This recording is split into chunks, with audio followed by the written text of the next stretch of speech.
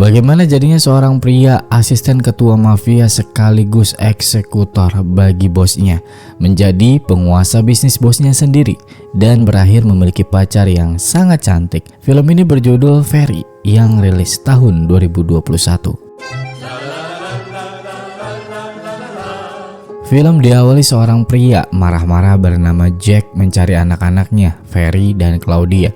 Belum diketahui penyebab apa Jack bisa marah-marah, tapi istrinya mencoba menghentikan amarah suaminya, namun dia berakhir dipukuli. Ferry dan Claudia menyaksikan ibunya dipukuli karena Ferry tidak tahan melihatnya. Kebetulan juga dia membawa pistol milik ayahnya. Ferry pun menghentikan aksi Jack.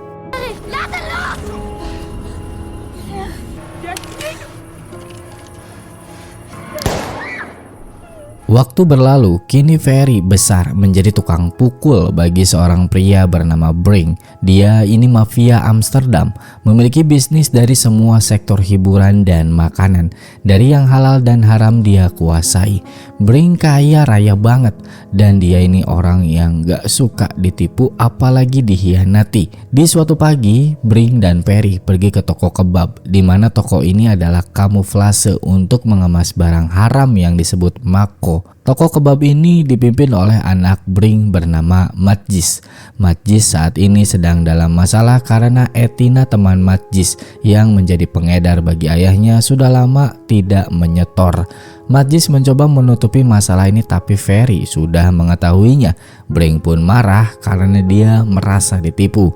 Brink tidak bisa lepas marah kepada anaknya, jadi dia pun mengajak semua anak buahnya menonton bola. Dan tidak lama dari situ terjadi sesuatu.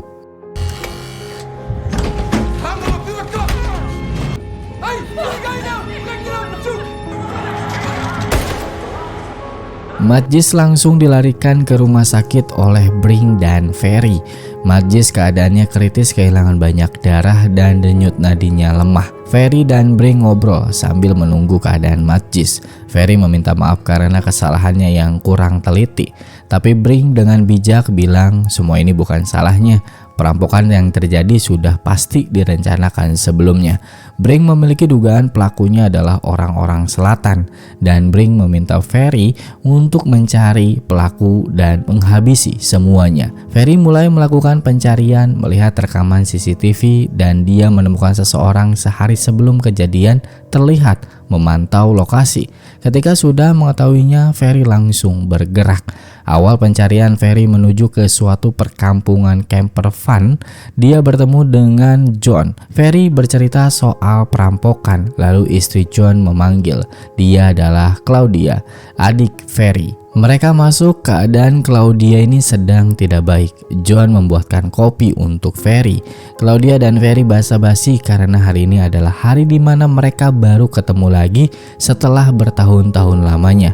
Claudia tahu tidak mungkin Ferry datang tanpa maksud, namun Ferry tidak ingin menceritakan maksud kedatangannya, dan pada akhirnya mereka berantem karena masalah masa lalu mereka. Keadaan memanas sampai akhirnya Claudia berakhir kejang-kejang.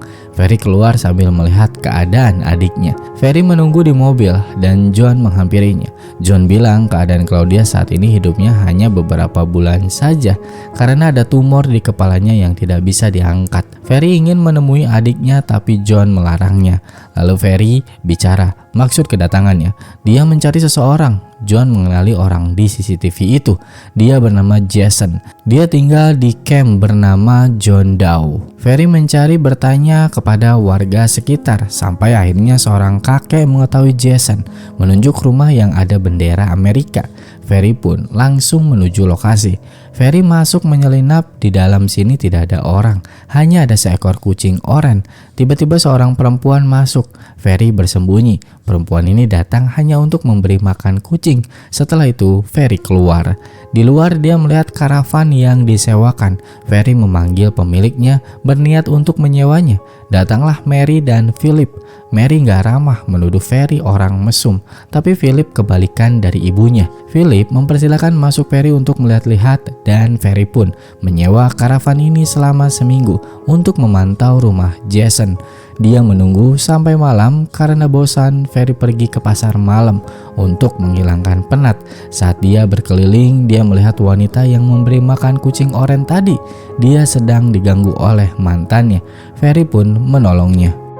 Moet met mijn eigen zaak, ja? Valt meneer hier u lastig?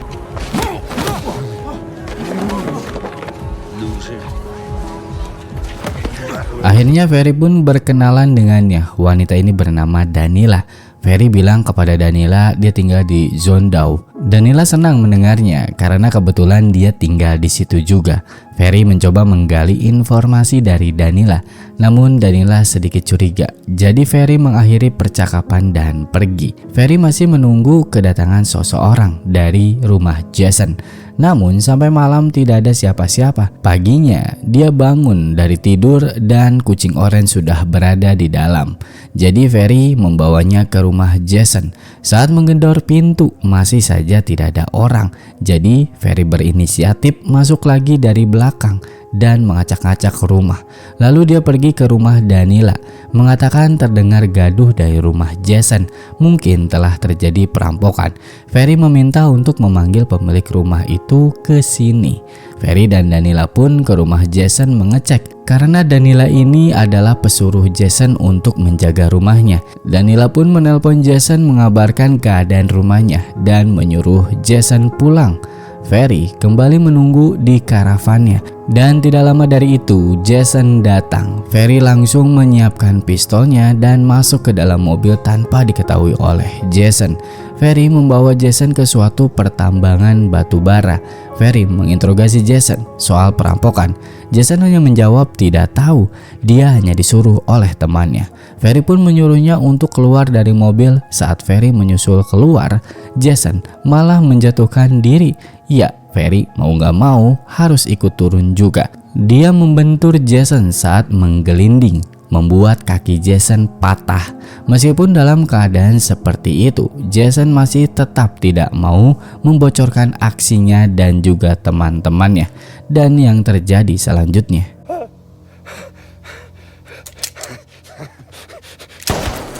Ferry mengambil handphone milik Jason, melihat SMS percakapan dengan Davy. Dalam SMS itu membahas rencana perampokan. Setelah itu, Ferry kembali ke zona Dau. Bertemu lagi dengan Danila. Danila yang melihat keadaan Ferry, dia ingin membalas budi atas kebaikan Ferry saat di pasar malam. Danila membawa Ferry ke rumahnya, mengobati luka Ferry sambil membicarakan tentang Claudia.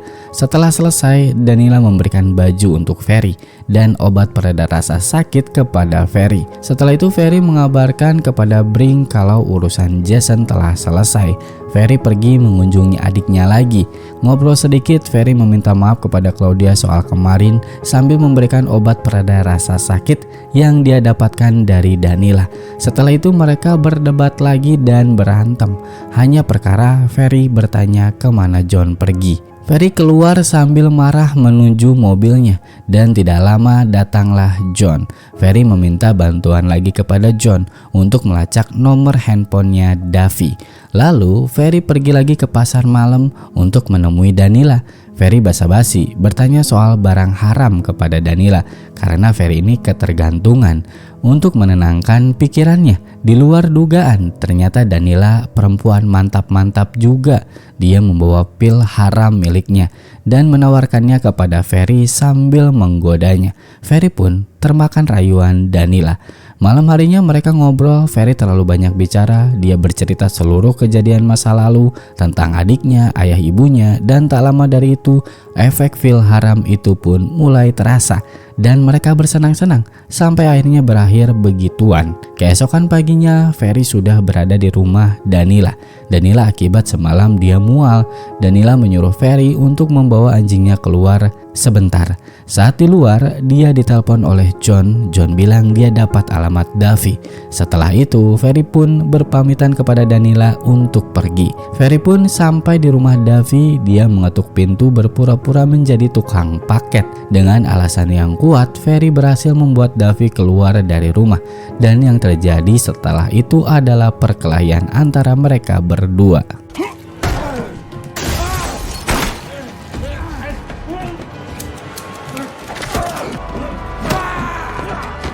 Davi sudah terpojok, Ferry menodongkan pistol kepadanya. Davi mau bicara beda dengan Jason. Davi bilang kalau dirinya dan yang lain itu disuruh oleh seseorang, dan orang itu adalah Matjis. Matjis adalah otak di balik perampokan ini karena Brink ayahnya tidak memberi lagi uang kepada Matjis.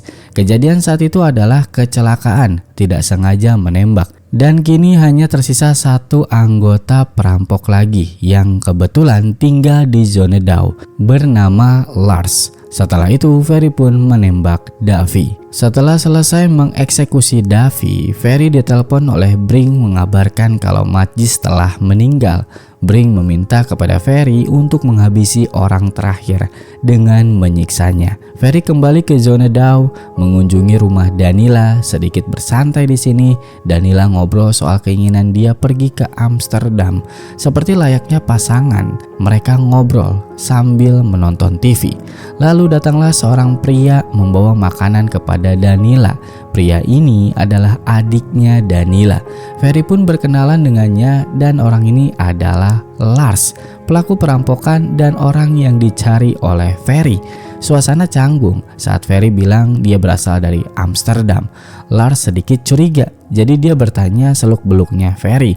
Lalu Lars bertanya kepada Danila soal Jason yang sampai saat ini dia itu nggak ada kabar. Lars sadar Ferry bukan orang sembarangan, jadi dia langsung pergi begitu saja. Ferry pun demikian, dia pamit kepada Danila harus pergi. Ferry menguntit Lars, mengikutinya sampai di hutan. Lars hilang tanpa jejak sampai akhirnya dia muncul memukul Ferry dari belakang. Lars ini gugup saat memegang pistol milik Ferry, jadi Ferry dengan gampang merebutnya. Lars ini tugasnya saat itu hanyalah menjadi supir. Dia memohon kepada Ferry untuk tidak dibunuh karena dia hanya hidup dengan Danila. Lars juga mengaku kalau dirinya tidak mendapatkan hasil dari perampokan sampai saat ini. Dan setelah itu Ferry pun melakukan ini.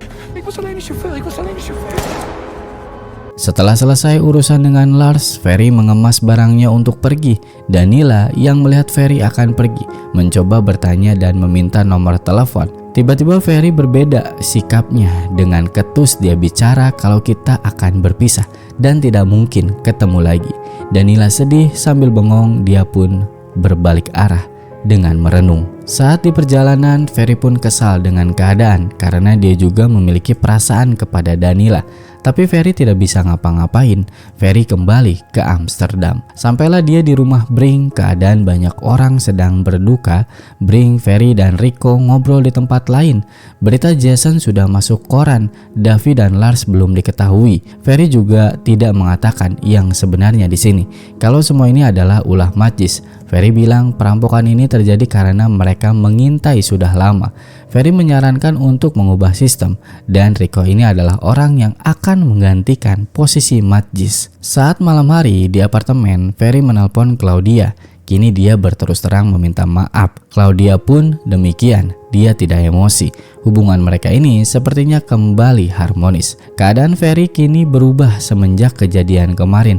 Ada konflik batin dalam dirinya. Dan ternyata Lars tidak dibunuh oleh Ferry. Dia dibebaskan. Ferry meminta untuk tidak membocorkan hal ini, termasuk kepada Danila. Ferry sering datang terlambat menjemput Brink dan juga tidak ada lagi gairah untuk berpesta. Bahkan Ferry seringkali tidak hadir bersama Brink setelah semua yang dia lalui. Singkat cerita, 2 bulan berlalu, Ferry ditelepon oleh Brink untuk menemuinya. Ferry sampai di tempat tujuan. Brink bertanya sebenarnya apa yang dirasakan oleh Ferry. Akhir-akhir ini dia berbeda dan sering bengong. Ferry tidak jujur, dia bilang baik-baik saja. Lalu Brink memerintahkan Ferry untuk mengurus pengiriman nanti jam 5 sore dengan Rico. Sorenya Ferry duduk di pinggir sungai menunggu Rico datang. Dan tidak disangka, di sini dia bertemu lagi dengan Danila. Mereka pun ngobrol. Danila di Amsterdam sedang merayakan pesta lajang bersama temannya. Lalu datanglah Rico. Rico nggak langsung pergi begitu aja. Dia banyak nanya kepada Danila bagaimana dia bertemu dengan Ferry dan tinggal di mana. Karena terlalu lama di sini, Ferry mengajak untuk segera pergi. Celaka, sebelum pergi Danila bilang kalau dirinya di sini menginap di hotel bersama adiknya dan menyebut namanya. Rico langsung curiga. Pekerjaan tetap dilanjutkan, transaksi berjalan lancar. Rico sempat menelpon dan Ferry sudah mulai nggak enak di sini. Ferry pergi bersama Rico ke rumah Brink. Di sini Ferry disidang oleh Brink. Brink mendapatkan informasi dari Rico soal Lars. Karena Brink ini sangat sayang dengan Ferry, jadi dia harus tahu kebenarannya, memastikan Rico tidak mengarang. Ferry awalnya bersikukuh bahwa Lars sudah tewas dibunuh olehnya. Tapi Brink tetap tidak percaya. Brink mengancam akan memburu Danila jika Ferry tidak bicara. Dan pada akhirnya Ferry mengakui kebenarannya. Ferry mengatakan kalau semua itu adalah ulah Matjis dan Lars tidak dibunuh olehnya. Brink tidak percaya kalau perampokan itu didalangi oleh anaknya. Ditambah kini Ferry berbohong soal Lars. Hingga akhirnya Brink memerintahkan anak buahnya untuk mencari Danila. Dan Ferry disekap oleh Rico bersama anak buah Brink. Tapi Ferry melakukan perlawanan.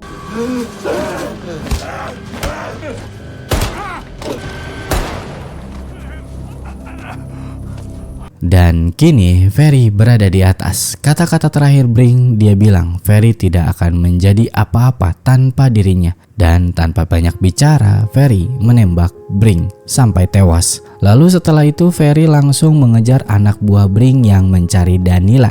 Setelah pencarian yang lama, dia bertemu dengan anak buah Brink, lalu Ferry menembaknya di tempat. Keesokan paginya, mayat ditemukan oleh kepolisian dekat dengan hotel Danila menginap. Saat Danila masuk ke hotel bersama temannya, tiba-tiba Ferry muncul. Ferry meminta maaf kepada Danila soal perpisahan yang kasar saat itu. Tapi hal itu berakhir indah dan mereka kembali mesra. Singkat cerita, Ferry dan Danila resmi menjadi pacar. Dia berkunjung ke rumah Claudia, membawakan kue kesukaan Claudia dan sedikit ngobrol di sini. Pembicaraan sampai membahas soal pil haram yang dulu Danila berikan kepada Ferry. Dan ternyata pil itu buatan adiknya, yaitu Lars. Hey jongens, dit is Ferry. Yap, terima kasih teman-teman yang sudah menonton. Sampai jumpa di video selanjutnya. Jangan lupa subscribe dan like. Gua Angga pamit. Sampai jumpa. Terima kasih.